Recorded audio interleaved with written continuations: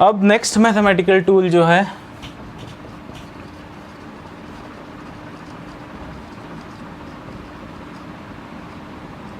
जो हम लोग समझेंगे वो होगी ट्रिग्नोमेट्री। इस चीज़ से आप काफ़ी फेमिलियर होंगे क्योंकि क्लास 10th में भी आपको बहुत सारी चीज़ें ट्रिग्नोमेट्री की पढ़ाई गई हैं। ट्रिग्नोमेट्री जो यूज़ होगा यहाँ आपके फिज़िक्स के डेरिवेशंस में या थियोरम्स में आपको जो समझना है, तो सबसे पहले तो आप ये समझिए कि ये जो थीटा है ये एंगल क्या होता है, ये एंगल है क्या, ये एंगल आया कहाँ से। मान लो एक स्ट्रेट लाइन है, ये स्ट्रेट लाइन जो है ये इसका इनिशियल पोजीशन है और इनिशियल पोजीशन से ये ऐसे रिवॉल्व हो के अगर मान लो यहाँ तक पहुँचता है ये, तो क्या करेगा, ये जो अपना बेस है इनिशियल पोजीशन है इसके साथ एक एंगल बनाएगा, तो ये एंगल को हम लोग कहते हैं थीटा। इस थीटा का बहुत ज़्यादा यूज़ है भैया ट्रिग्नोमेट्री में। अब कैसे है, चलो और कुछ चीज़ें समझते हैं। तो एंगल जो होता है वो मेज़र होता है ट्रिग्नोमेट्री में दो वेज में। एक होता है sexagesimal system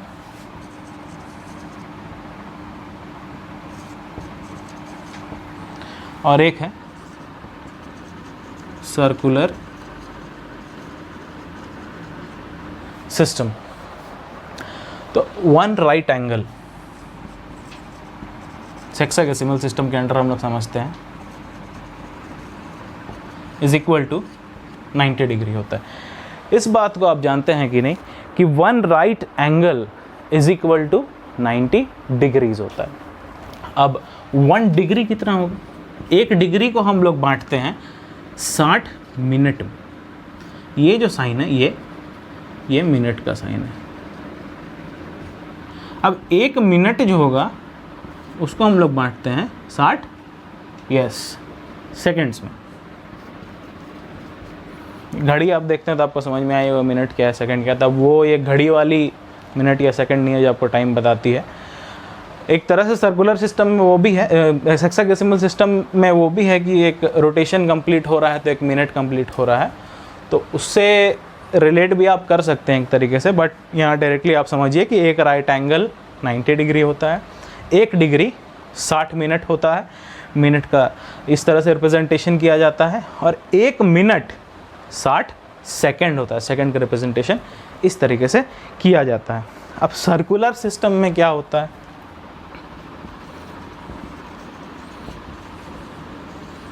one right angle is equal to π/2 radian.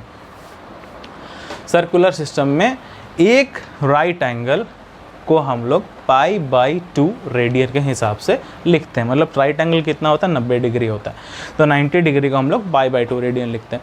180 degree को हम लोग पाई रेडियन लिखते हैं। 180 डिग्री पाई रेडियन क्यों होगा, अगर 90 डिग्री π/2 तो 180 डिग्री को हम क्या लिख सकते हैं, 90 × 2 लिख सकते हैं। अब 90 डिग्री की जगह पे लिखो π/2 × 2, 2 कैंसिल, कितना है पाई, तो 180 डिग्री जो होगा पाई रेडियन। तो ये सब चीज़ें आप समझेंगे मैथमेटिक्स क्लास में इन डिटेल्स। यहाँ अगर मैं ये सब समझाने जाऊँ तो वीडियो काफ़ी लंबा हो जाएगा और हम लोग अपने फिज़िक्स के टॉपिक से भटक सकते हैं। आगे बात करेंगे ट्रिग्नोमेट्री में। इसको मैं रब कर देता हूँ।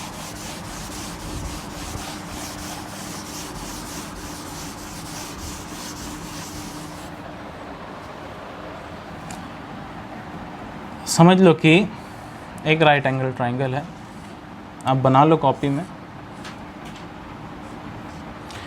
ये अपना 90 डिग्री, ये अपना थीटा,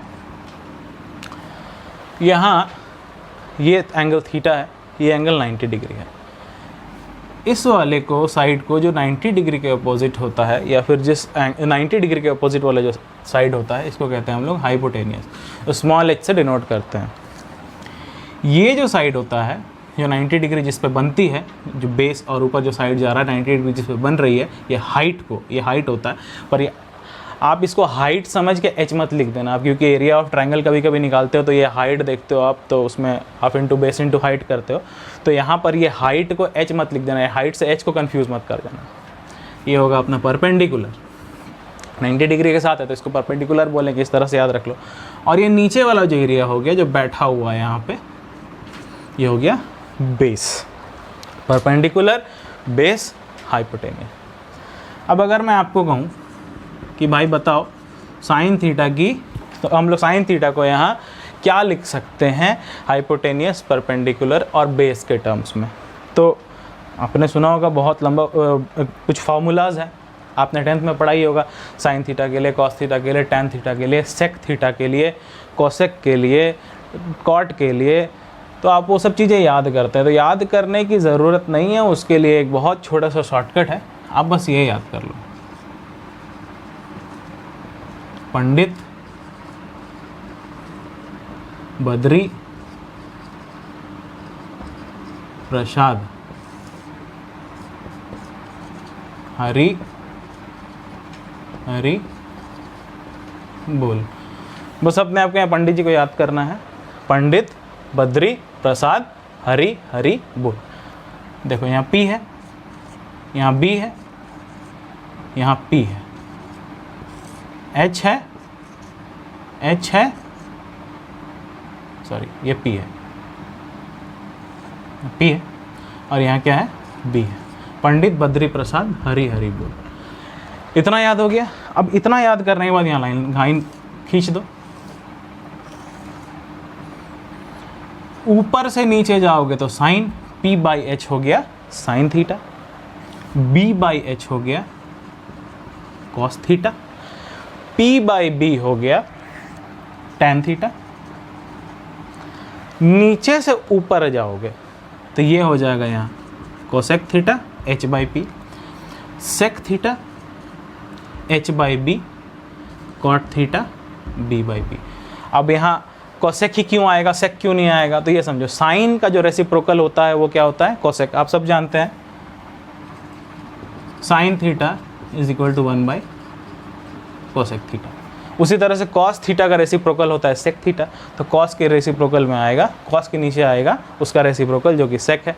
और टैन का रेसिप्रोकल होता है कॉट थीटा, क्योंकि tan theta is equal to 1 by cot theta. तो चलो अब इसको लिखते हैं हम लोग इजीली। साइन थीटा है, चलो साइन थीटा है, तो साइन थीटा को क्या लिखेंगे हम, P by H, perpendicular by hypotenuse. अब इसको हम एक नेम दे देते हैं ABC। परपेंडिकुलर क्या है यहाँ, AB, साइड AB। हाइपोटेनियस है, हाइपोटेनियस क्या है यहाँ, साइड AC। अब चलो कुछ और निकाल के देखते हैं, चलो सेक थीटा की वैल्यू निकाल के देखते हैं। सेक थीटा, अब सेक थीटा जो है इसको अपने को नीचे से ऊपर लेना है, hypotenuse by base H by B। H क्या है यहाँ, AC, B क्या है यहाँ, BC। चलो एक और लेते हैं, टैन थीटा की वैल्यू निकालते हैं। टैन थीटा क्या है, टैन थीटा ऊपर है, ऊपर से नीचे लेंगे P बाई B। P क्या है, AB, B क्या है, BC। तो टैन थीटा कितना आ जाएगा, AB बाई BC। इस तरह से आप साइन, कॉस, टैन, कॉसेक, सेक, कॉट, किसी की भी वैल्यू आप यहाँ से आराम से निकाल सकते हैं in terms of perpendicular, hypotenuse and base. Suppose that, चलो हम यहाँ एक एग्जांपल ले लेते हैं कि आपको समझने में और थोड़ी आसानी हो जाए। थीटा ये है, चलो इसका परपेंडिकुलर हम लोग ले लेते हैं 3 और हाइपोटेनियस को हम लोग ले लेते हैं 5। अब हमें कहा जा रहा है कि इसका बेस निकालो। अब बेस निकालना है और यहाँ पर आपको थीटा की वैल्यू नहीं दी गई है, थीटा आप बेस निकाल सकते हो, नहीं निकाल सकते हो बेस। तो अगर यहाँ पर आपको थीटा की वैल्यू दे दी जाए, चलो जैसे कि अगर ये है 60 डिग्री, अब 60 डिग्री थीटा की वैल्यू है और 3 आपका परपेंडिकुलर है, बेस आपका हाइपोटेनियस आपका 5 है, तो बेस निकालने के लिए आप कौन सा मेथड यूज़ करोगे, पॉज करोगे।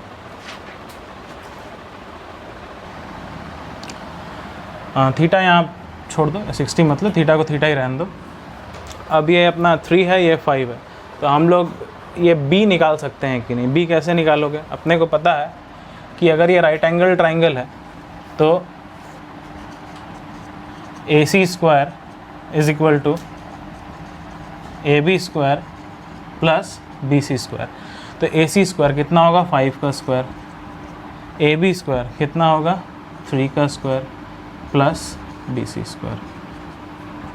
तो 5 का स्क्वायर 25, 3 का स्क्वायर 9, BC स्क्वायर। तो 9 इधर चल जाएगा, 25 में माइनस हो जाएगा तो बचेगा 16 is equal to BC square. तो BC का वैल्यू आ जाएगा √16 जो होगा 4। तो अब साइन थीटा क्या लिखोगे आप यहाँ पे? P/H है। P क्या है? 3, H क्या है? 5। सेक थीटा क्या लिखोगे आप? H/B है। H क्या है? 5, B क्या है? 4। इस तरह से tan थीटा आप क्या लिखोगे? P/B। P क्या है? 3, B क्या है? 4। तो समझ गए ये चीज़ को आप। अब हम लोग नेक्स्ट पार्ट ऑफ ट्रिग्नोमेट्री की तरफ मूव करते हैं।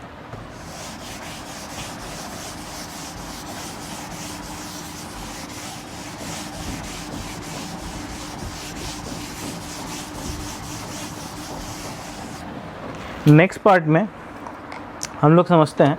अच्छा, नेक्स्ट पार्ट समझने से पहले कुछ फार्मूलाज आपको याद है कि नहीं? इसको मैं एक बार लिख देता हूँ। Sine square theta plus cos square theta is equal to 1 plus tan square theta is equal to sec square theta, and then अगर 1 plus cot square theta is equal to cosec square theta. और इसके साथ भी बहुत सारे formulas हैं जो कि आपको 11th के मैथमेटिक्स और 12th के मैथमेटिक्स में ट्रिग्नोमेट्री चैप्टर में आपको पढ़ने को मिलेंगे। तो आप सारे फार्मूलाज वहाँ जाके एक बार अपने कॉपी में नोट डाउन कर लो, ताकि फिज़िक्स में अगर कोई भी डेरिवेशन आता है तो आपको वहाँ पर समझने में पॉसिबल नहीं। अब मैं यहाँ सारा फार्मूलाज अगर लिख देता हूँ तो उससे कुछ होगा नहीं, बस टाइम ही वेस्ट होगा। तो आप सारे ट्रिग्नोमेट्रीज के फॉर्मूले लिख दो। अब हम लोग समझते हैं एक छोटा सा चीज़ है जो trigonometric ratios and allied angles. अब trigonometric ratios and allied angle क्या है? अब जैसे कि समझ लो साइन 270 डिग्री प्लस थीटा। अब इसकी वैल्यू कैसे निकालोगे आप? इसकी वैल्यू निकालने के लिए हमें समझना होगा trigonometric ratios and allied angles, जिसमें जो आपका थीटा है उसके साथ 270 डिग्री है। तो ये 270 डिग्री प्लस थीटा, देखो आप जैसे इसमें एक एंगल है उसके साथ एक एंगल अलाइड है। समझ गए आप? थीटा एक एंगल है, उसके साथ एक एंगल 270 अलाइड है, इसी को कहते हैं अलाइड एंगल। ये या तो 270 प्लस थीटा हो सकता है, 270 माइनस थीटा हो सकता है, ये 90 प्लस थीटा हो सकता है, 90 माइनस थीटा हो सकता है, ये 180 प्लस थीटा हो सकता है, कुछ भी। तो आगे देखते हैं इसको हम लोग किस तरह से इसकी वैल्यूज़ को निकाल लेंगे। सबसे पहले हम लोग यहाँ ग्राफ ड्रॉ कर लेते हैं। ये आपका x कोऑर्डिनेट है, ये y कोऑर्डिनेट है। इसको हम कहते हैं फर्स्ट क्वाड्रेंट, इसको हम कहते हैं सेकंड क्वाड्रेंट, इसको हम कहते हैं थर्ड क्वाड्रेंट, और ये है अपना फोर्थ क्वाड्रेंट। अब आप एक चीज़ यहाँ याद रखना, after school then college. After school then college. पहले आप कहाँ जाओगे? पहले आप स्कूल जाओगे, स्कूल के बाद आप जाओगे कॉलेज। तो आफ्टर स्कूल देन कॉलेज। अब ये कैसे काम आएगा? यहाँ पे आफ्टर का पहला लेटर क्या है? ए। ए मतलब होगा ऑल। ऑल मतलब जितने भी ट्रिग्नोमेट्रिक रेशियोज है सब, साइन, कॉस, टैन, कोसेक, सेक, कॉट। यहाँ एस है पहला लेटर स्कूल का, तो ये जो होगा ये साइन के लिए होगा। ये क्वाड्रेंट साइन का है, सेकंड क्वाड्रेंट। और साइन के साथ साथ ये क्वाड्रेंट जो है वो साइन के रेसिप्रोकल का भी है। अब साइन का रेसिप्रोकल कौन होता है? कोसेक। तो ये क्वाड्रेंट किसका है? साइन और कोसेक दोनों का है। देन का पहला लेटर क्या है? टी। टी से क्या आता है? कौन सा ट्रिग्नोमेट्रिक रेशियो आता है? tan। तो ये थर्ड क्वाड्रेंट है tan का। tan के होने के साथ ये क्वाड्रेंट उसके रेसिप्रोकल का भी है। तो tan का रेसिप्रोकल क्या है? cot। लास्ट क्वाड्रेंट जो कॉलेज लिखा है, इस पर्टिकुलर क्वाड्रेंट में जो कॉलेज है इसका पहला लेटर क्या है? C। और C से कौन सा ट्रिग्नोमेट्रिक रेशियो अपने पास आता है? cos। cos के साथ साथ ये जो क्वाड्रेंट है वो किसका है? इसके रेसिप्रोकल का है। तो इसका रेसिप्रोकल क्या है?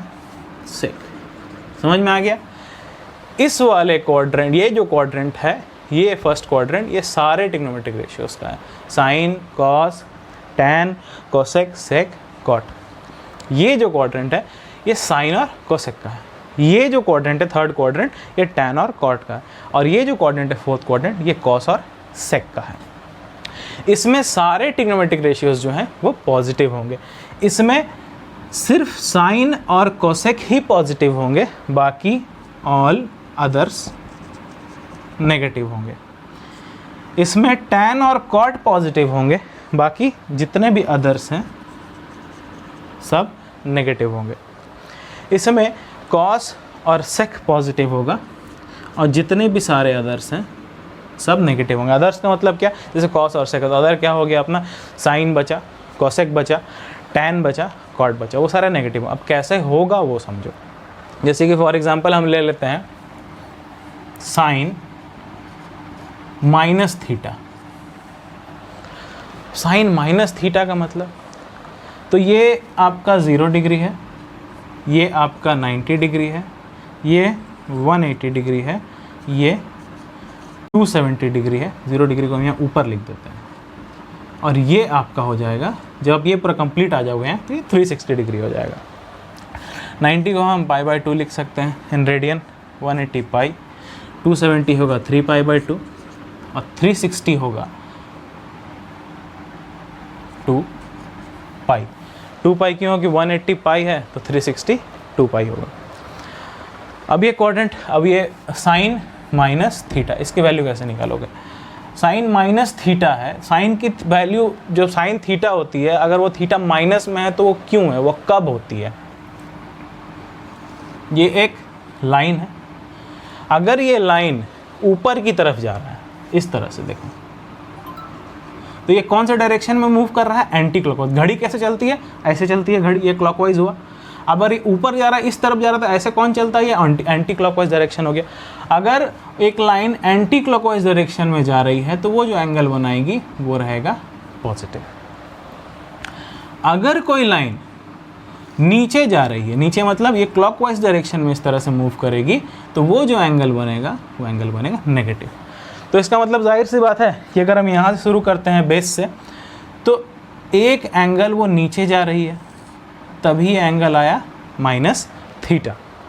तो ये माइनस थीटा जो अपने पास आया, ये कौन से क्वाड्रेंट में है? फोर्थ क्वाड्रेंट में है। अपने को क्या वैल्यू निकालना है? साइन थीटा की वैल्यू को हम कैसे एक्सप्रेस करेंगे ट्रिग्नोमेट्रिकल रेशियोज में? साइन माइनस थीटा के वैल्यू को। तो साइन माइनस थीटा ये कौन से क्वाड्रेंट में आया? ये फोर्थ क्वाड्रेंट में आया। फोर्थ क्वाड्रेंट किसका है?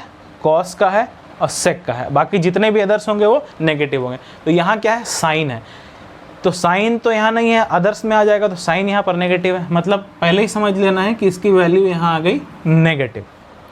अब यहाँ दो तरह से बात होती है, एक में कन्वर्जन होता है, एक में कन्वर्जन नहीं होता। अब कहाँ कन्वर्जन होता है और कहाँ कन्वर्जन नहीं होता?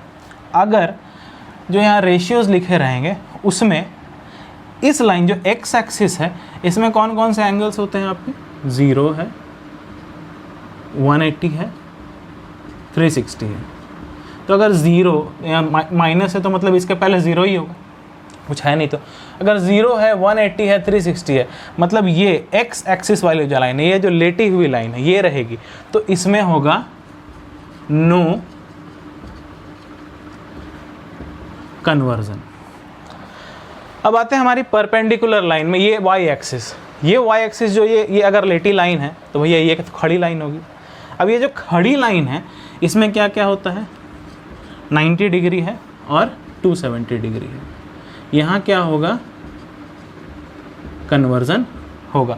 अब इसको कैसे याद रखना है कि ये जो लेटी हुई लाइन है इसमें क्या आ रहा है, 360 है, 180 है, 0 है। तो लेटी हुई लाइन ये पहले से लेटा हुआ है, तो ये क्या बदलाव लाएगा समाज में, ये तो कोई बदलाव ला ही नहीं सकता है समाज में। ये क्या करेगा, कुछ कन्वर्जन नहीं करेगा, ये सुस्त पड़ा बैठा हुआ है आलसी आदमी, जो है उसी को रख देगा, पटक देगा, कोई कन्वर्जन नहीं होगा। अब यहाँ जो ये 270 और 90 मतलब ये जो वाई एक्सिस है ये खड़ा है, अब ये समाज के लिए खड़ा हो चुका है। ये क्या करेगा, ये कुछ बदलाव लाएगा, आप ऐसे याद रखो इसको, ये कन्वर्जन करेगा। अब कन्वर्जन करेगा तो आप ऐसा मत सोचना कि जैसे साइन है तो कन्वर्जन करके उसका रेसिप्रोकल जो है कॉसेक होगा, वैसा नहीं होगा। यहाँ थोड़ा अलग है, कन्वर्जन में साइन का होता है कॉस, कोसेक का होता है सेक,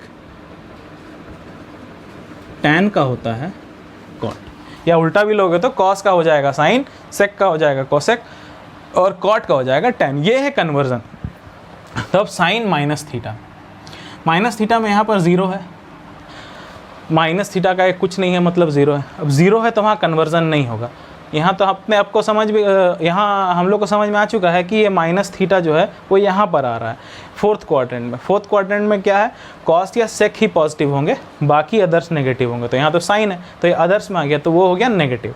अब 0, 180 और 360 में कन्वर्जन नहीं होगा, मतलब साइन है तो साइन का यहाँ पर साइन एज इट इज़ हो जाएगा और थीटा हम लोग लिख देंगे। तो sine minus theta is equal to minus sine theta. अब चलो कुछ और एग्जांपल लेते हैं, जैसे कि कॉस 270 माइनस थीटा, इसको कैसे एक्सप्रेस करेंगे हम लोग। यहाँ से पहले उठ के जो चक्री घूमी और चक्री आई यहाँ तक, ये है 270, यहाँ से उठ के आए अपन यहाँ 270 तक। अब 270 में से थीटा माइनस है, मतलब ये माइनस है तो थोड़ा पीछे जाएगा और ये यहाँ पर कहीं पर आएगा ये। तो यहाँ पर अगर आता है, ये कौन से पर्टिकुलर क्वाड्रेंट में आ रहा है, थर्ड क्वाड्रेंट में आ रहा है। थर्ड क्वाड्रेंट में कौन कौन सा पॉजिटिव रहेगा, टैन और कॉट ही पॉजिटिव रहेगा और बाकी कोई भी अदर्स होगा, क्या है कॉस है, तो कॉस अदर्स में आ गया तो वो नेगेटिव रहेगा। तो इतना पता चल गया कि अपने आप को यहाँ पे नेगेटिव होगा। अब यहाँ पर क्या है 270, 90 और 270 अगर रहता है थीटा के साथ में अलाइड एंगल में तो कन्वर्जन होगा। कन्वर्जन होगा तो साइन का कन्वर्जन क्या होगा, कॉस, कॉस का कन्वर्जन क्या होगा, साइन, साइन थीटा। समझ रहे हो आप इस चीज को।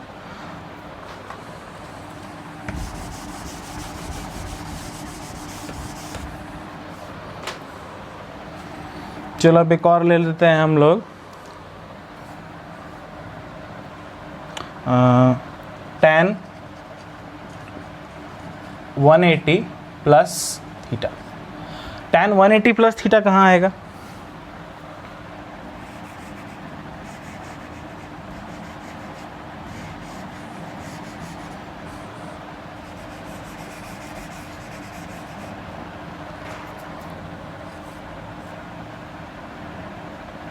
सबसे पहले यहाँ से उठ के आना है अपने आप को 180 तक।